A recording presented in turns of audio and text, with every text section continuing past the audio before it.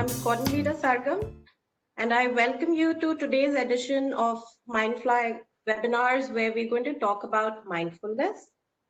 Before we begin, I would like to tell you all that this session is being recorded in audio and video and will be available for you to view later on once the session is over. We encourage your questions and I request you to type the questions in the chat box, and we will try and answer as many questions as possible at the end of the session. And I request all of you to remain on mute, keep your videos off throughout the presentation. We will now begin the presentation by Captain Amit, who's been an aviator for 30 years. He's a fellow of the Royal Aeronautical Society and is a safety and training expert. He also authors the blog Mindfly. Over to you, Captain Amit. Welcome on board Mindfly. Today we have a unique topic, which is mindfulness. Very simple concept, but difficult to practice because we have too many distractions every day. These distractions are pulling us in every direction. Therefore, when we need our attention to be focused on a particular subject or task, at that time, these distractions can be very critical, especially in aviation. There are two examples which I will cite of different airlines wherein it could have been disastrous because of not paying attention to the particular area of operation. Now, everybody knows about what brain is. Brain is an object which is physical. We know where it exists and the function of the brain. Very logical. Psychologists have tried to define what mind is. Not very clearly. People get a bit confused. Not a psychologist, but have tried to find out the definition, especially for this webinar. But there have been very sketchy ways of defining what mind exactly is. So there are places, especially in the Vedic definition, the Indian culture, where mind is considered the most powerful of all. And so if we try to say what mind is, it is not an object, but it is the source of all the problems in life. Very difficult to define. And it is basically perceived. It does not exist in physicality. So it is perceived by people in different ways. So as one of the examples given in the scriptures, says the person is compared to a chariot that is pulled in different directions by the horses yoked to it, with the horses representing the senses. So the mind is a driver who holds the reins, but next to the mind sits the master of the chariot, the true observer, the self who represents a universal unity. Without this self, no coherent behavior is possible. So what we understand is, in aviation especially, when we begin a flight, so different phases of flight, so maximum load, cognitive load, maximum distractions happen in the beginning of the flight. So when you're preparing for the flight, that is when everybody has to come in, maximum activity. As the flight progresses, after takeoff, cruise suddenly becomes lull, no activity. So the mind can be distracted in the beginning and when you're cruising. So periods of low activity or lull, mind can wander off. At that time, if you need presence of mind, again, you'll have to, the arousal levels have to be high to get back to the same state. Again, while landing, again, your task increases. There is task overload. And after landing, the gain lull. So there are periods of very high activity, contrast, very low activity. So how do you manage all these things? That is one of the ways what mindfulness or control over yourself, that will help you. The scientists have defined mind very recently. So, there's a Dr. Dan Siegel. He's written a book, Mindsight. He basically collected A number of scientists in US and other places of the world gave them his definition, and fortunately for him, everybody agreed to the definition. There were scientists from every field and psychologists uh, and different fields basically. So everybody came to a conclusive definition of mind. So as per him, he defined mind as a relational and embodied process that regulates the flow of energy and information. So in a very simplistic definition, but what does it mean? Because like mind exists in perception, how you perceive it, it's like electricity. So you can't see it, but you can feel it. Similarly, mind also, you have emotions. So your mind is basically in existence, but not as an object. So it's energy, capacity to carry out an action. Various forms of energy are defined in physics. There is something which is happening, but you're not able to put your finger on that what is that is moving inside me. So is it me or something else? So what is mind? Information, everybody knows, is anything that symbolizes something other than itself. So if you look at an object, a rock, so that gives you an information, not in by saying rock, but in the sense that the form, the shape of a rock, or maybe the weight of a rock, or the texture of a rock. So the different kinds of information that you can get from everything what you see. Energy and information go hand in hand in the movement of our minds. That is what now the scientists have begun to say. Now they have started analyzing the brain, the activity in the brain. So while meditation and breathing, conscious breathing does help, but the scientists now say that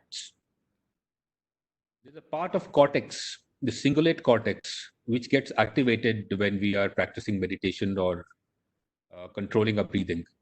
So they have now found a correlation. So I'm glad that now the views and thoughts are merging and they're moving in the same direction. We can have experience in the moment. We can interpret the meaning of emotion. But in the other sense, if you look at it in the opposite way, what is mindlessness? Because humans understand better when they are told what not to do, then they start thinking what to do. Mindlessness is the first example of an Air France cargo 777-200 flying out of Paris to a destination in Mexico. During the takeoff roll, they noticed that the aircraft was accelerating very slowly. They performed a full thrust takeoff, managed to get airborne, and then they realized that the weight entry for the performance takeoff speeds, instead of 143 tons, they entered the weight 243. 100-ton error. So how could this happen? They know what happened, why it happened, but how? How could humans possibly do this when there are two people doing it? They're using the technology, which could have brought up the red flags, but it didn't happen. Mind wasn't there. They were looking at figures, but not applying the mind, or they were not conscious of what they were doing. 100-ton error can be disastrous. Second example is of another 787 El Al. So they entered the zero fuel weight incorrectly. So that gave them an error of 40 tons. So 40 tons, they didn't notice too much while on the takeoff roll. But while climbing, they noticed that the fuel predictions were quite different. So that made them rethink, analyze what's happening. Then they noticed that they had used the wrong zero fuel weight. You get a provisional zero fuel weight based on which you work out your figures. but later on it increased about 40 tons. So they didn't change that. And they did go through all checklist, SOPs. Something could have brought up the red flag again. It didn't happen. Again, they weren't there at that moment. So mindfulness is while you're performing an activity, are you there physically and mentally? Ultimately, it is the consciousness. Are you consciously there or just sitting there and looking at it? So we will look at what awareness is and what consciousness is. Two different aspects. In the Vedic terms, to understand mind, it is basically divided into 16 parts and about 4 categories. First, we can say is the buddhi. Buddhi means intellect. Intellect is how you analyze things. If you give a flower to a scientist, first thing the scientist will do is cut up the flower, look for what's inside.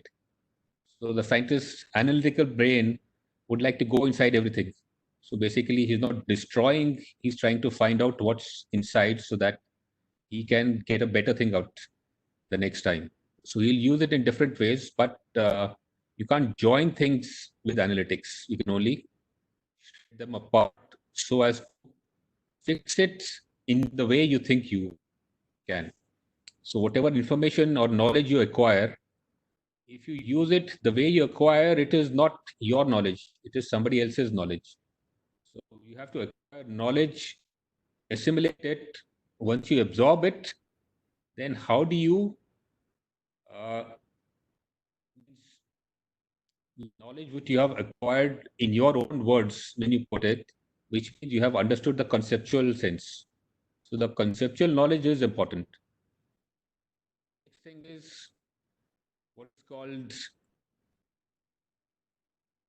ahamkara.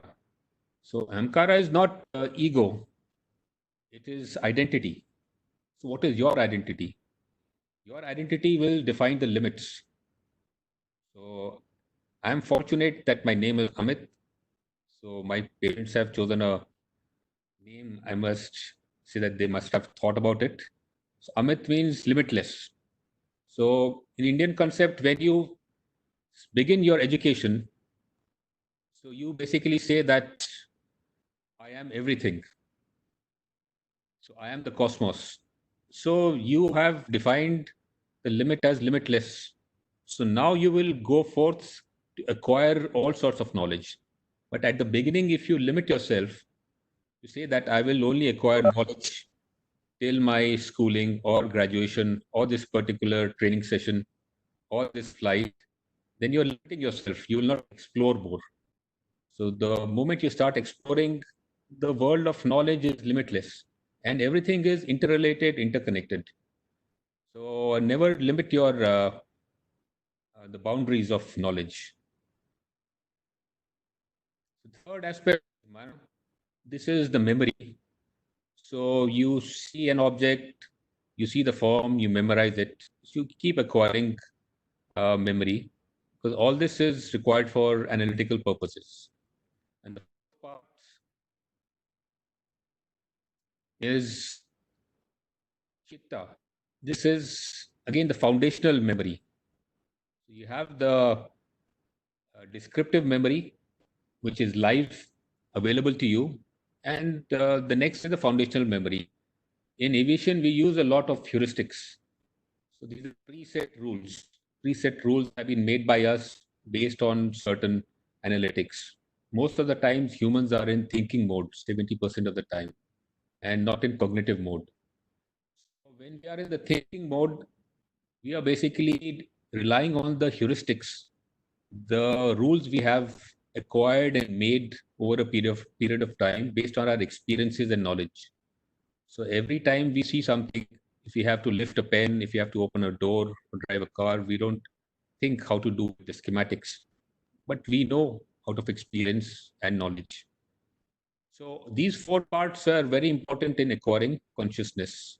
So you should be able to have that analytics, that if you get knowledge and if you have memory, use it with the foundation of memory and analyze things. So once you have this, then you have good conceptual knowledge. That gives you better consciousness of what's happening around you.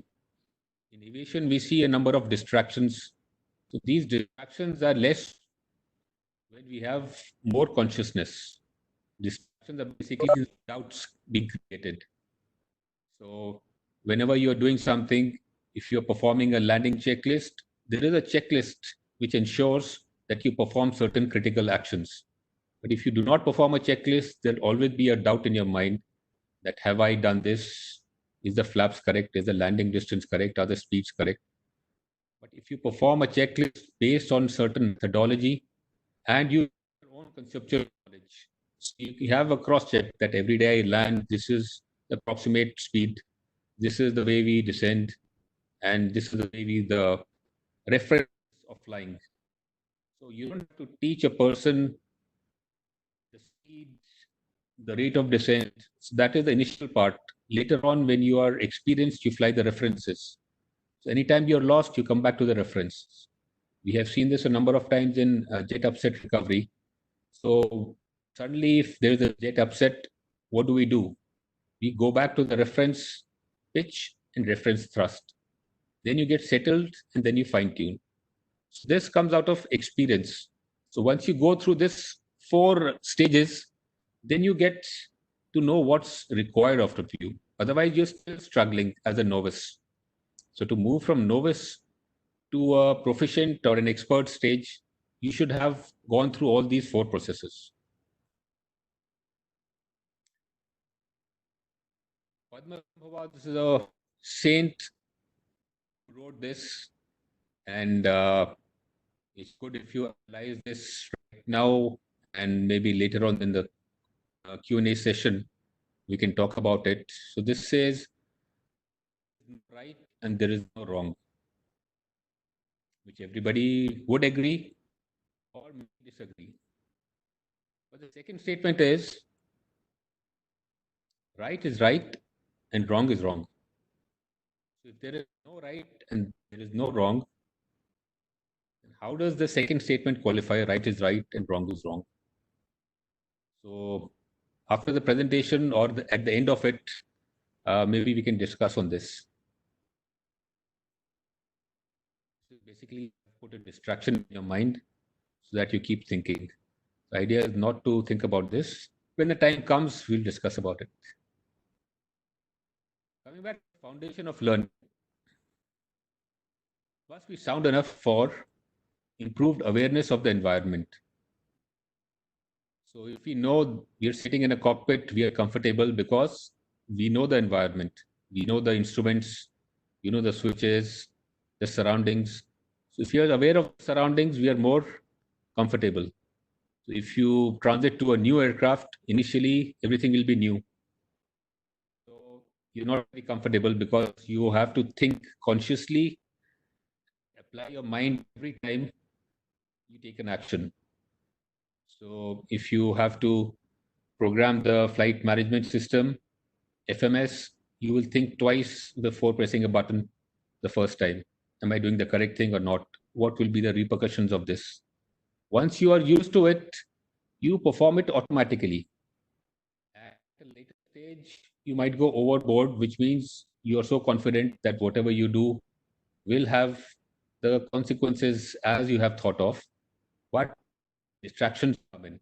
That is where the mind wanders off. So the timing goes off. When you're required to perform that action, you don't perform the action, or when you're not required to perform that action, you perform that action. So it is basically awareness of time.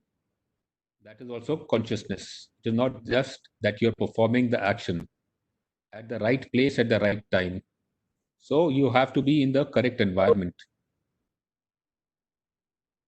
Quick recall of actions to be performed. When we say recall items, the idea of reviewing the recall items before every flight is that they should be fresh in your mind. So they go back into your memory. Every action is stored in your memory. Then you have to get it out to your working memory, which is the live memory, where you can access easily. So before every takeoff or departure, we review the reject takeoff procedure. evacuation procedure or maybe the fire procedure. Those are the very critical items. The idea of reviewing them is they are in your working memory now. And when you need to recall them, they'll come out faster rather than coming out from the long-term memory. If you're in cruise, you're sitting idle, your arousal level goes down. Now you are getting distracted. You pick up a book or a manual, or you're talking to somebody. So you're slowly getting distanced from the flight. Now, if something happens, your arousal level has to rise very sharply. So you'll be in a state of surprise or a startle, wherein the physiological conditions change. You might freeze, your breathing might get affected. From that stage, you have to come out of it, comprehend what's happening, then relate to your memory. Recall from your memory that this failure has happened. Yes, I know about it. How do I deal with it? We have a process, we have a ECAM handling procedure. So you implement that process, and slowly you are getting back to your normal flying, which means what a pilot is basically designed for. Now, if you are with the flight, which means your arousal level is high at all the time, your awareness of what's happening, and your consciousness, which means related to time also, time, position, and what's happening around you, your environment, then your arousal level are never low. Even if you're talking to somebody in the back of your mind, the popular thing, of your mind, the flight is still going on. You're still tracking yourself uh, in your geographical terms, time related, the position related. So you're never disconnected from the aircraft. So that's what mindfulness helps you do. Question here is, whenever there's a gap between learning and doing, will the recall work? In the previous webinars, we've seen that if there's a difference between when you learned a concept and if you didn't implement it, then slowly, firstly, you don't have confidence in that concept, then it starts petering down. So you won't be very confident about implementing it straight away. So if you learn something, you practice it, implement it, that is when it is ingrained in your long-term memory and the mind does not challenge it. It comes out naturally. Otherwise, the mind will always start uh, putting questions that, are you sure this is the one? Are you sure this is the right step? You want to think twice about it. So these are the doubts which mind keeps posing and we keep faltering. So for intuition to be present in the state consciously. So we come to what consciousness is. Basically, three states of consciousness. Now, very simple. If you are sitting here, wherever you are sitting, you can observe what's happening around you. So you are conscious. You have your body, you have your mind, you have your brain. So these three things are aware of what's happening. You're in a full state of awareness. The first state is the waking state, in which we are aware of our daily world. So I'm basically explaining you in very simple terms because I'm also not a master in this. It will make you think about the concept, and if you like, you would like to go deeper in the concept. From the waking state, next, the second state is the dreaming mind. Dreaming mind is basically you are asleep. When I say you're asleep, your body is asleep, but you're dreaming. So your mind is working. So your body's physical state is sleeping, but the mind is dreaming. And in your dreams, you can see yourself, you can see others. So who are you? You're not your body because you're asleep. So you can see yourself and others and their relatable engagements, activities. So this is the second state, the dreaming mind. Third state is state of deep sleep, where you have no dreams. So tomorrow you get up and you say that yesterday night I didn't have any dreams. There were no dreams. So how do you know that there were no dreams? Your body was asleep. If there were no dreams, if you say mind was asleep or brain asleep, then who told you that there were no dreams? There was still somebody who was awake Who told you there were no dreams? So consciousness was something in you, not the physical state, but something to that you were not dreaming. So these three states are in which we exist, either of the three. So you could be sitting in your flight deck, your eyes open, but nothing recording. So things are happening in front of you, but you don't see them, but your eyes are open.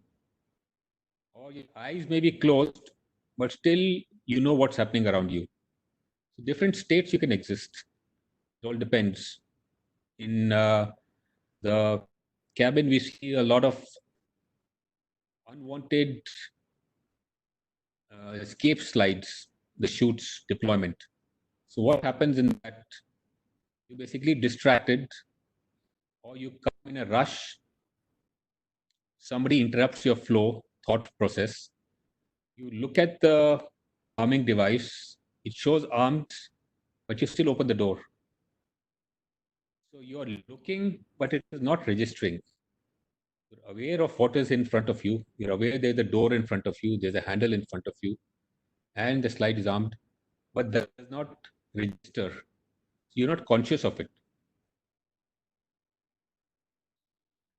To differentiate consciousness and awareness, so we need to be aware to be conscious, but doesn't work the other way around. We need not be conscious to be aware. So in this picture, you can see a person looking at a human being walking a dog.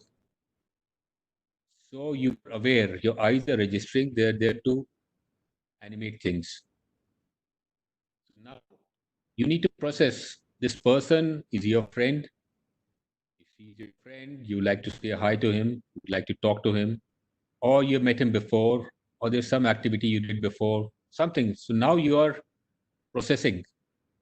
So awareness is only you're seeing two things. You see a dog, you like the dog, or you feel a threat. All that comes in later. So first thing is awareness. You see the environment around you, you're registering. Then you start processing with your past memories and your foundational knowledge. So what could happen and what you do about it. That is consciousness. So awareness is knowledge of something that exists somewhere. But the consciousness is a state or the quality of awareness. These are two primary things. A lot of time in the flight deck, we perform actions or checklists. We look at the switch and call out from our previous experience, which is the normal state. We see it every day, but that particular day, that switch might be in some other position. So we are looking, but not registering. So a state of consciousness is also brought about when we point towards the switch. Then we are directing all our attention and processing. It's like a torch. Uh, During the day, when there is light, you're walking on the tarmac, you drop something, you drop a coin. Then your eyes are basically looking all over the tarmac for that coin. It takes a lot of time for you to scan that coin and pick up the coin. You have to have a definite scan sequence. At night, if you see, you would do an external of an aircraft, you have a torch. You point a torch to where you want to see, and you see the object that is more clear. During the day, when you do an external, your eyes are not focused on the point, exact point that you want to look. It is kind of wandering. You have to really make an effort to focus at a switch or a flag, a landing gear pin.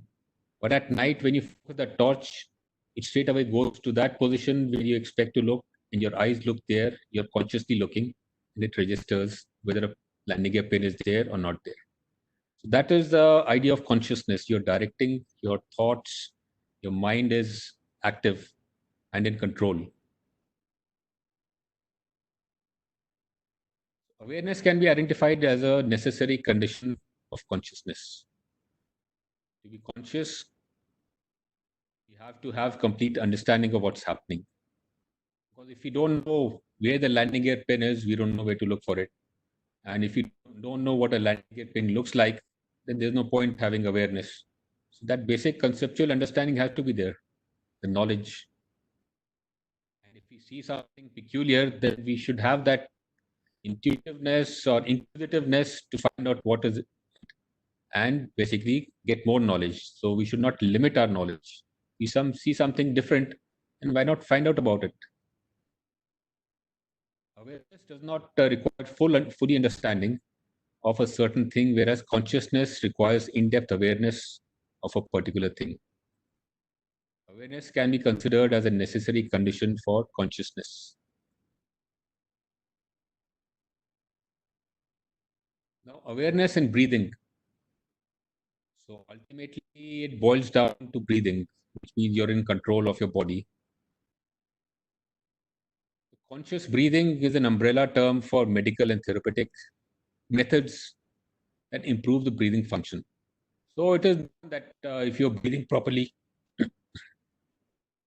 your the blood is oxygenated and the limbic functions are being performed optimally if the level of oxygen is there, and other parts of body. So that is the medical aspect of breathing, conscious breathing. Normally, if you notice right now, we are breathing consciously. We have a very short breath. Notice for a few seconds, we're breathing a very short term, not even a second or a second long inhale and exhale. That is not what conscious breathing is about.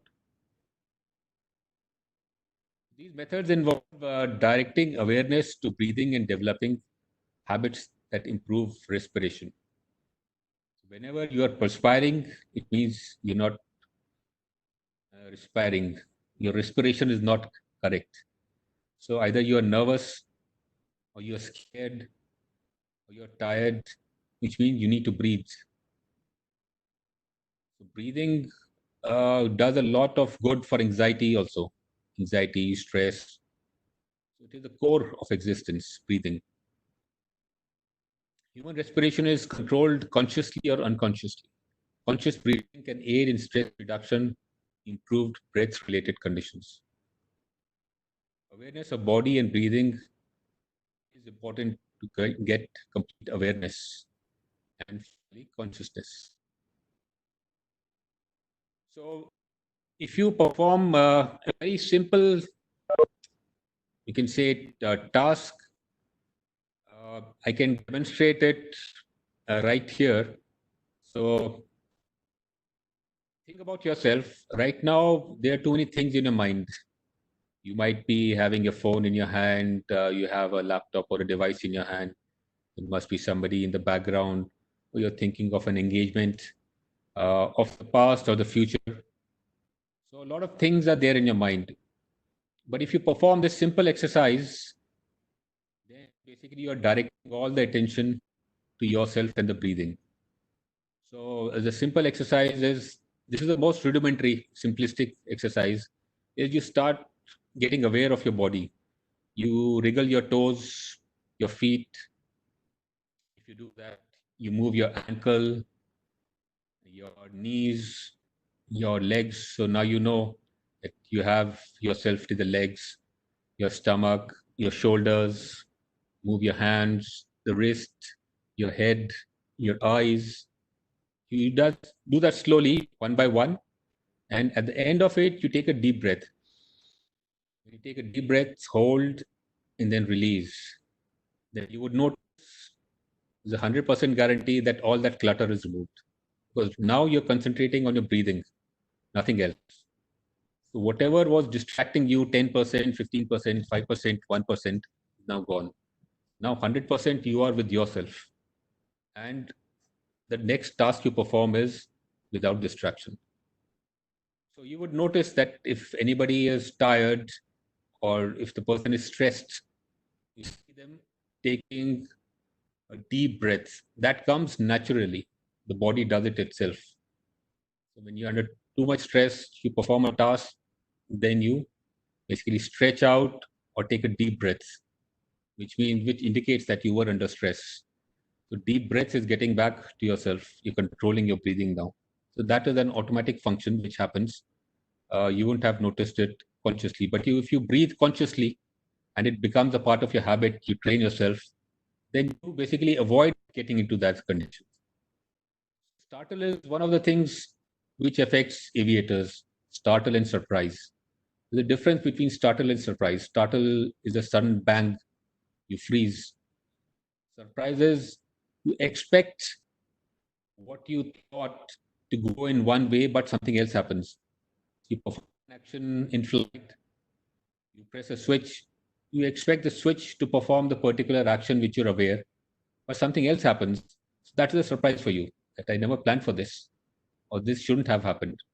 So that can also take you off surprise. But startle basically hits you, it is more vivid because your physiological conditions get affected, your breathing, your mind, you go into a state of shock. So how do you get back to it? So cognitive effect of startle is, research shows that there's significant impairment of information processing for about 30 seconds. Your body recovers, physically you recover, but cognitively you don't recover for almost 30 seconds. Information processing tasks such as attention, perception, situational awareness, problem solving, decision making can be sharply impacted. So if you're in a critical situation and you go into a state of startle, all these things can be affected. Now, one of the ways to avoid is to always have a backup plan. When we think, what if this thing goes wrong?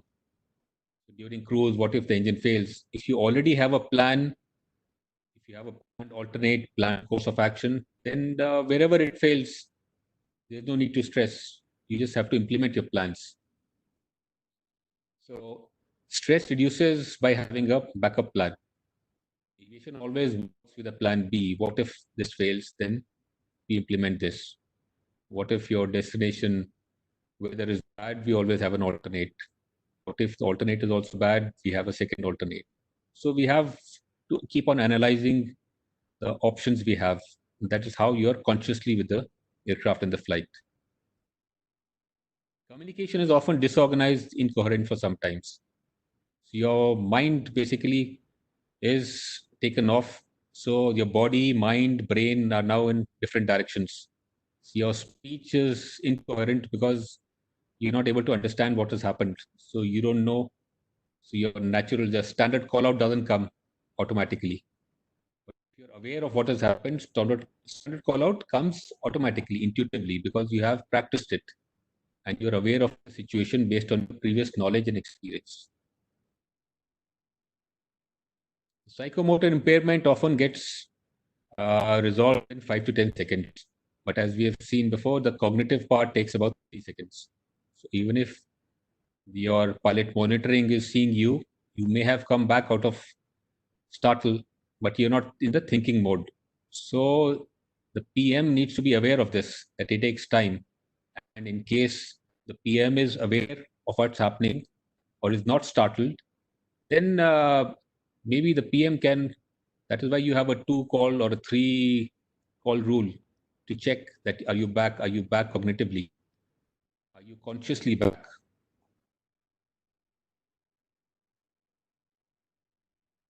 Now breathing with the diaphragm.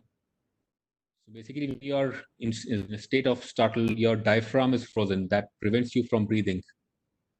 Breathing from with your diaphragm as practice in yoga is crucial to heal from structural injuries, whether they are generated from injury or shock. When we get into accidents, arguments, or other physical or emotionally traumatic experiences, our initial response is to hold our breaths. That everybody would have experienced. If you recall the last time it happened, or the next time it happens, you just think about it. Your breaths, you'll start holding your breath. So breathing is the only thing which you can consciously control. So you just have to take a deep breath and you'll come out of the situation. By locking the diaphragm, we signal our body to go into a state of shock. This shuts down any of our restorative physical systems and reroutes energy to our muscles so that we can fight or flee as necessary to get through the situation we are in. Breathing is one autonomic nervous system function that we can consciously control. So if you are aware that this is what we can consciously control, then we can do it. So if you are unaware, so obviously we cannot. So this is the way out. The key is breathing. It is not just breathing or a capsule that by breathing you will attain enlightenment. You have to follow all the steps from acquiring knowledge, the intellect, the memory, the foundational memory, breathing. You have to combine everything. But breathing is the key which connects you to the outside world, the awareness of your body and what's outside. So once you have that deep breathing, not the short one, you're basically aware that you exist, every part of you exists, your mind and body, the brain is there with you, and you're able to perceive things, think consciously. Distractions, we have spoken about distractions innumerable. While you're preparing the FMS, you'll have the dispatcher calling you, or the other pilot saying something, the ATC call, or a cabin crew. So there can be any number of distractions while performing the critical actions. But the idea is to be aware that there could be distractions and continue breathing and be consciously in that moment when you're doing performing a critical maneuver. Proper breathing clears out the clutter instead of reacting immediately or rushing to events. Idea is to take a so for example, when you are startled or in case of any emergency which happens, so the first thing you do is do nothing. So the problems happen like in high altitude jet upset. If you're cruising at 41,000, 44,000, the air is very rare.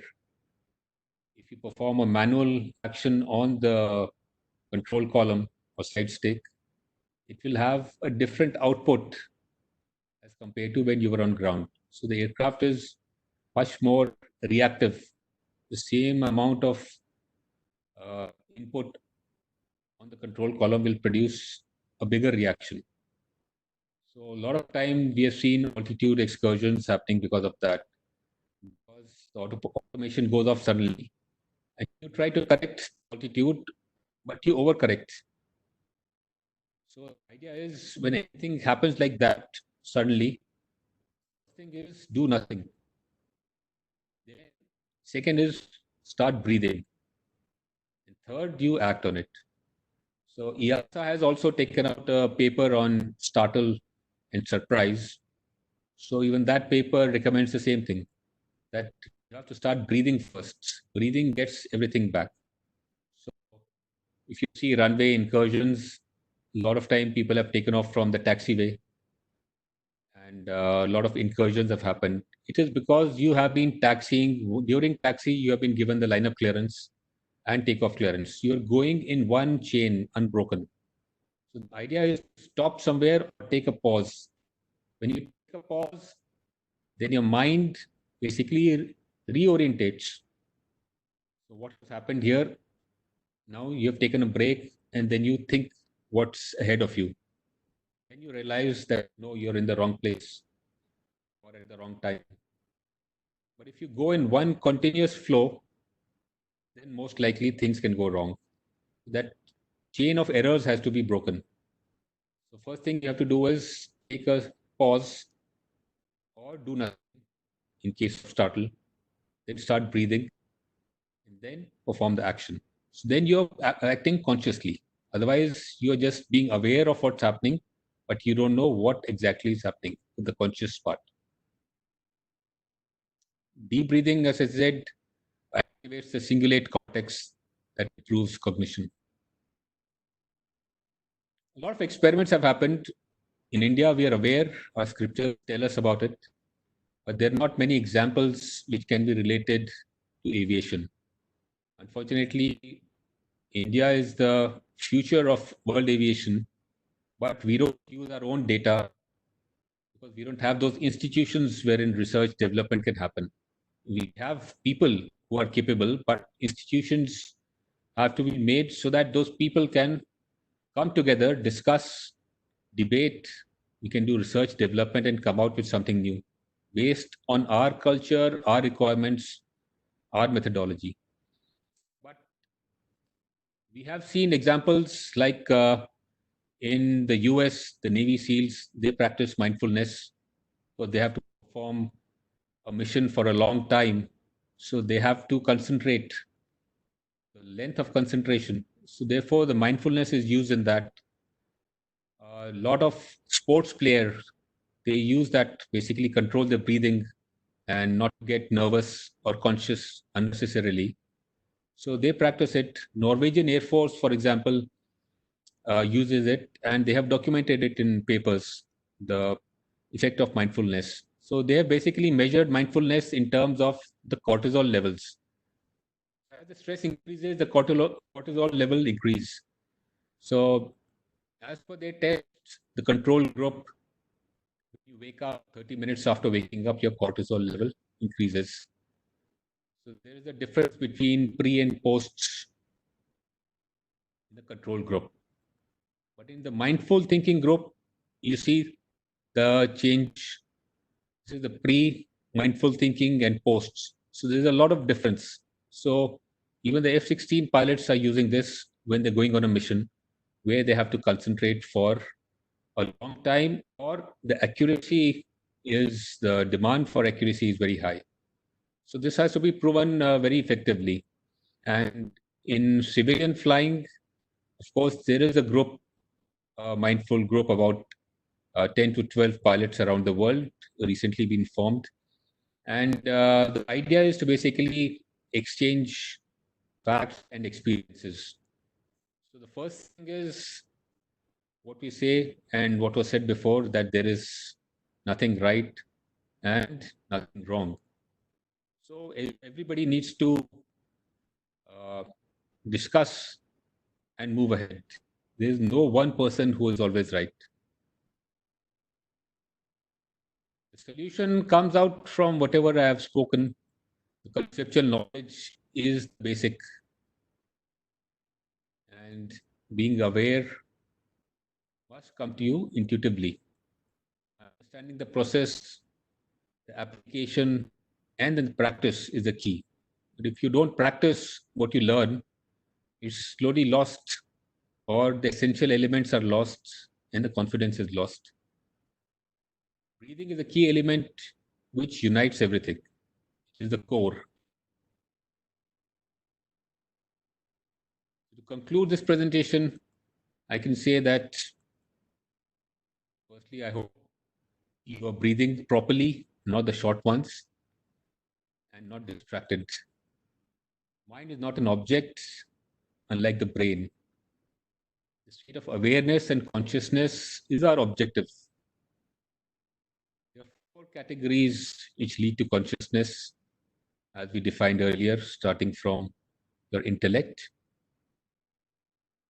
There are three states of consciousness: the wakefulness, your dream state, and dreamless state. So the last one was four categories of mind. And sealing distraction, then startle. So in the aviation context, if we see, when we start learning the aircraft, we have the books. In the current form, we have, we call it the CBT, computer-based training. So computer-based training in the true sense has to be engaging. In the current context, what I've seen, computer-based training is basically digitizing your manuals. You have been presented a digital version of the manual with some extra pictures. But does it motivate you internally? There is no intrinsic motivation as compared to a game. So you would rather pick up a game on your phone or your device and play the game rather than pick up a aviation aircraft related CBD. But companies like Walmart have made gamification of the work process, wherein the workers pick up the games and play it during their free time. So when you're free, you pick up a game and play it as a game. In the process, they're learning a lot of things. So they have included the content in the game. So it is a game you're playing, but learning also. It is not just you are going to study, but you are enjoying what you're doing. So with that, I conclude. Thank you very much for your attention. And on the left, you will have the blog site, my Twitter handle. All the videos are uploaded on YouTube, Facebook, and you also have my email ID. In case you have any questions, you can post it on any of the available resources. Now we'll have a short Q&A session. Discuss that one question which was left. I'll hand you over to Sargam. Thank you, Captain Amit. We would now be happy to take your questions. And in the meantime, I would like to ask you that in the Indian context, how do you think we can start implementing mindfulness in the airlines or in the aviation training? Everything you do has to be relatable. So instructional design also says that when you make a training program, you have to see your audience. So the age group of the audience, the experience level of the audience. The person who has to acquire knowledge must be able to accept it. So if it doesn't interest, the topic doesn't interest, and the topic should be relatable. You have to give live examples. So you cannot come up that today I'm going to teach you mindfulness, or today I'm going to teach you breathing or yoga.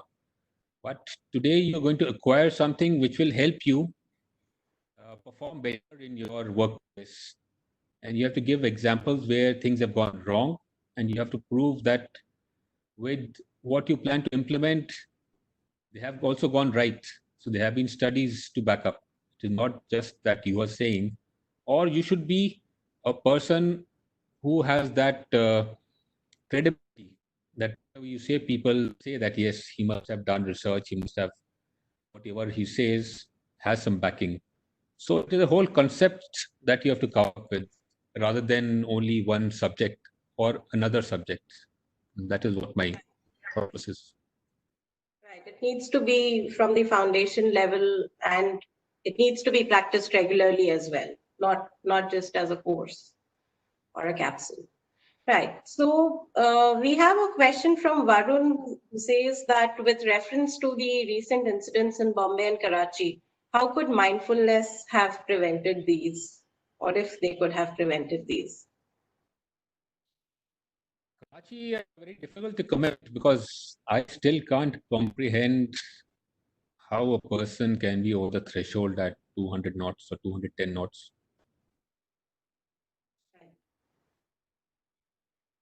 There is no one reason for something to happen. It is always a combination of so many things.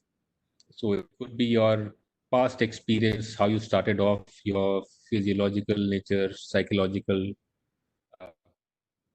process. So when there are two people, how can it happen? When a third person, the ATC controller says or tells you twice, discontinue approach, but you're very confident, which means somebody's thinking and somebody's acting consciously that no, I will make it. It may be the overconfidence, but it's not that nobody in the cockpit is thinking. So the person on the RT is trying to convince the ATC controller that we will make it, we are okay. So there was something which was right and something very wrong. So what was wrong had an overbearing effect. Or the co-pilot may be, but there is a cultural issue also there. So as we go east, the cultural issue, the power distance index, and where you come from, your background, maybe your family background, or if you are an ex-military person, then you demand higher respect. And people give you more respect and people don't challenge you. But not to that extent that you come up at that state. So that is that will come to know as the CVR gets disclosed. Right. But again, if you see the Mumbai issue yesterday, the FedEx, there were tailwinds. It's a shorter runway. You have runway slope. You have the runway friction level. You have rubber deposits. And the biggest factor is when it rains in Mumbai, it doesn't rain, it pours. So if you do your calculation based on wet runway, you will never be. You will easily eat up those 15% safety margin. So it is always contaminated. You would have seen in the videos the amount of water which was thrown up by the reversers and the engine stall happening at the end of it. So awareness is also basically on your experience that in this particular airfield, especially in Mumbai or in Indian conditions where we do not have grooved runways, poor drainage, we need to be cautious. Just because the manufacturer or the regulator says 15% doesn't mean 15% is the limit. You have to apply your own mind that 50% is the basic minimum. But if I see heavy downpour, I should go slightly more, keep more margins. Because if you do not land at the touchdown spot, maybe in the zone slightly further within the 3,000 feet, but still you are reducing your safety margin. Now, next, you have sudden gust of wind. The ATC controller will not tell you when the wind changes live. So suddenly there's a tailwind, gust of wind pushes you, and then you have a contaminated runway, then rubber deposits, and crosswind. Your reverser is not very effective. All these are additive factors. So here, your mind should be racing further, analyzing further. So that analytical part and the four parts we discussed, your foundational memory, your current memory, what you're seeing. So all these things have to come together and you have to continue breathing. So it has been seen that during final approach, the heart increases. Even though it is a normal approach, you're doing a normal approach, no failures, clear visibility. Even though everything is normal, your body is basically working hard because there's something in your mind which you are not prepared for. So if you always have a backup, or if you have kept enough safety margins, or if you're aware of what you can expect, then of course things will be much better. And like we were talking and discussing about this, it's not just mindfulness that could have prevented it. There are a lot of other factors which we will be talking about in the webinars to come. So that should be interesting. We have Ghanshyam who wants you to elaborate on absent-minded behavior. Well, absent-minded, Ghanshyam is also a very experienced person. I can only relate my examples. As I said, mindlessness. Absent-minded is basically you are aware but not conscious. You're looking at something, and it is not that you don't notice that thing in front of you, but you're not processing it. So again, your breath control, your distractions. So one, you're not recognizing it. So you see an object on the floor, you might think it's a snake, but it's a rope. So at the first glance, you don't recognize it and you get startled. Or if you do something like typical absent-mindedness, which means that you're not consciously doing it. You're doing it out of routine. So every day we look at a switch and give a call out or press a switch. So next time the switch is already pressed and you press it again because every day we pressed it. You're not thinking and doing it. You're doing it. You're aware of what is there in front of you. There's a switch, but still you pressed it. Now from on it has come to off. Rather than putting it on, you put it off. That is absent-mindedness. You look at something, you're aware of something, but you're not conscious because you're not in the moment. Mindfulness is basically you're in the moment and looking at it. So one of the ways is what the Japanese do, pointing and looking. Shisakanko. Basically, you're directing your awareness and attention to be conscious of your environment and your actions. Right. I'm not seeing any more questions right now. So maybe we could talk about shared mindfulness in the cockpit, which I feel is very important, not just being mindful as an individual, but having a shared mindfulness.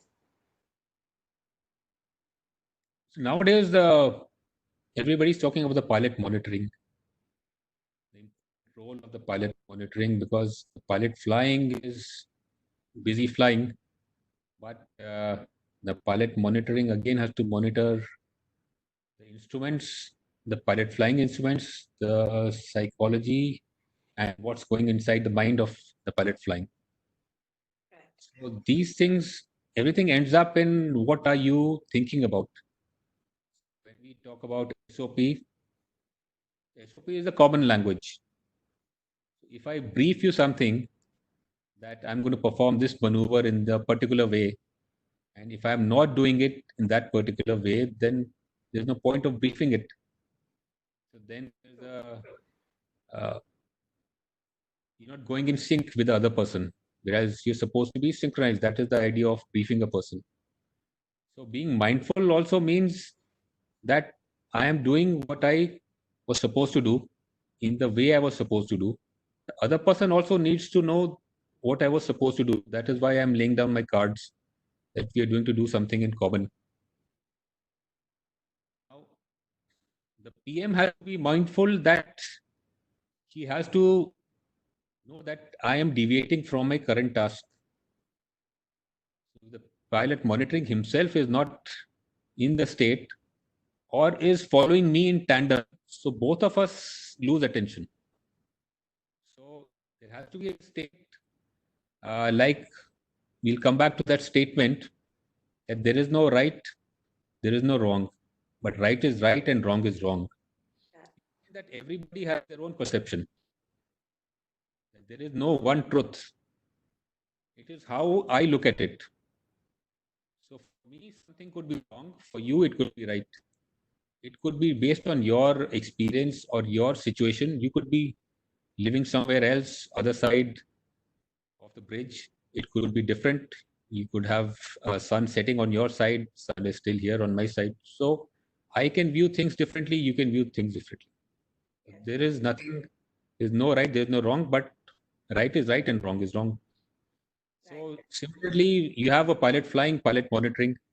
So if both are sitting on the same seat or their minds are sitting in the same place, they're doing the same things. So when you are sitting separately, you have a task to do. Then you have your individuality. You have to exercise that authority. So again, shared mindfulness is basically that the PM is also an individual who has a thought process and thinks consciously, but have a common goal, but they're not basically in tandem. So that is where the differentiation is. Right. So communication is the key to, as we say.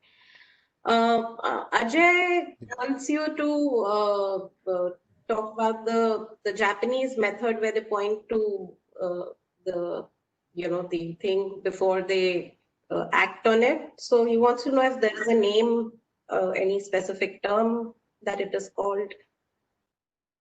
It's called Shisa Kanko. Shisa Kanko is pointing and calling. They are using it in the bullet trains. It has reduced their error rates by 80%, accident rates by almost 35%. And in the previous webinars, I've shown you videos about like the door closing when you point and the cabin door arming procedure, disarming procedure using that methodology. Even CASA Australia also now in their one of their bulletins recommends. So for example, if you're changing the FCO altitude, you point at that altitude and then call out. So the pilot flying changes the altitude, the pilot monitoring points at the altitude and calls. A lot of time we would have seen that pilot flying changes the altitude and calls out something different, and the pilot monitoring also says checked. So nobody has checked anything unless you point at that particular item and say yes, I've checked. Then you're directing your attention and then reading out, rather than from your memory or your expectation. That Shikha Kanko is one of the methods. I told you about that externals. When you do an external with a torch, again, it is pointing attention towards a particular area, a small area, rather than when you're doing it during the day. Right. So we have a comment and a question from HP who says that in relation to what I'd mentioned earlier, topics like mindfulness can be introduced to crew during the annual refreshers in CRM. Mindfulness comes under the umbrella of emotional intelligence. So we need to be self-aware, only then we can be mindful. But what happens very often is that instead of being mindful, our minds are full. So how do you deal with that? If you're learning, first thing is you have to empty your glass. So if you're already full of learning, you can't learn more. But like the concept I told you in the beginning, that when you start your education learning, you say it is limitless. I am everything, or the cosmos. So you're not limiting yourself. But if you, the moment you say I know everything, then you are putting a limit. I know everything, I know it all. So first thing to admit that there is no end to knowledge, experience. Anybody, junior most co-pilot can have an experience which you have never shared or experienced in your life, or something they can ask you some basic question which you never thought about. So learning can come from anywhere, and there is no limit to learning. Similarly, distractions, the world is full of distractions, and the mind, like always, latches on to any distraction. So it is basically your mind which has to be controlled. So when you're playing a game of cricket, for example, very clear instruction: do not fish outside the stumps. Seen with your experience how people at times do get tempted and they get caught behind, or they might always score also. So that mind basically distracts you, that if you go after this ball, you might score a run or 4 runs or 6. But the rule says do not fish outside. So if you have instructions that you have to play for so many hours or so many overs, do not fish outside the off turn because it is risky, but still the mind keeps pushing you with distractions. So you've seen cricketers a lot of times take a deep breath before going into the stance. Deep breath basically controls your mind, and you're recollecting your past instructions or what you're supposed to do, your goal, your objective. So in a very short time, you collect yourself, and then go into the stance of playing the ball. So similarly, in the flight deck, before any particular maneuver, if you take a deep breath, you collect thoughts. So you are with yourself. Your mind is not wavering outside. You can't see your mind, but your mind could be outside your body somewhere, getting distracted. So you basically reset everything, default reset button, breathe, and it comes back. But again, the foundation of knowledge should be there. And emotional intelligence is now a very big thing. So, of course, first thing you have to be open to learning, and that clutter should be removed. It's like a computer. You clean up a computer, then you start. You become more efficient. Declutter your mind and then start. And there was one error. The name that shows as HP is actually Clever. So I correct myself over there. All right. So, Captain Amit, any more comments from you on this? Or the next topic that you want? The webinars we're doing basically to start discussions so that even in your groups and people you talk to, you basically have discussions and come up with something new, and even propose that I'm basically a medium. So in the next webinar, we can have a bigger discussion. You can propose some topic or some questions where we can do research. Everybody can do research, and we can come up with something new, and maybe put out a paper for the industry or the regulator. So there is no limit. So to bring about a change, the first thing is to start discussing. Which is new to the Indian concept, wherein uh, the people in ivory towers think that this is the way we do it. The SOPs, I feel, are normally made by people who are on the ground, the grassroots levels, because they experience out of daily flying what works and what doesn't work. If the management gives you the SOPs, they won't work most of the times. Then you have to go back to the drawing board, change it. But if it is the other way, that while making the SOP, people on ground are a part of the system, and the management's job is only to formalize it and ensure that it is stays within the regulatory framework. So then it is a more cohesive workplace, more efficient. Even for the next Sargam proposed, and we agreed that we should talk about something which is relevant, like the root cause analysis. So we can discuss maybe the FedEx thing or what happened last year, how investigations happen or investigations are supposed to happen, how root cause analysis, different methodologies, and there is no one reason for an error. There are multiple reasons, positive, contributory issues. So there's no point blaming somebody. It is the system to blame, because if I fail a check, it's not just my failure. The system failed to recognize my potential or my weakness. Similarly, if I do a mistake, first the system has to look inwards. Was it our SOP which caused him to do, rather than at first pointing it towards the crew? So it has to be inwards. The management has to look first at their SOPs. What made this person do the mistake? Was our SOP, is it our culture? Did we push him somewhere? Or how things are happening online? At the end of it, you reach the person. What did you do? Now, did you do it? Was it a slip? Was it a lapse? Was it an error? Or was it a violation? There are differences. Like the recent issue about the Air India aircraft, which was called back from Moscow, they found out mid-flight that the pilot did not have a positive clearance, or he was COVID positive. So the regulator termed it as it was a serious lapse. So the terminology is not a lapse. Lapse is something different, but a violation is that there is a rule and you violated it. You violated it deliberately has again two issues.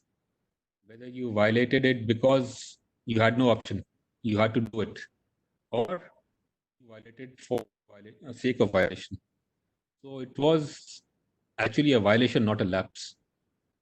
So it is the root cause analysis, how you look at issues and how you slot it is very important again. So that we can discuss in the next webinar.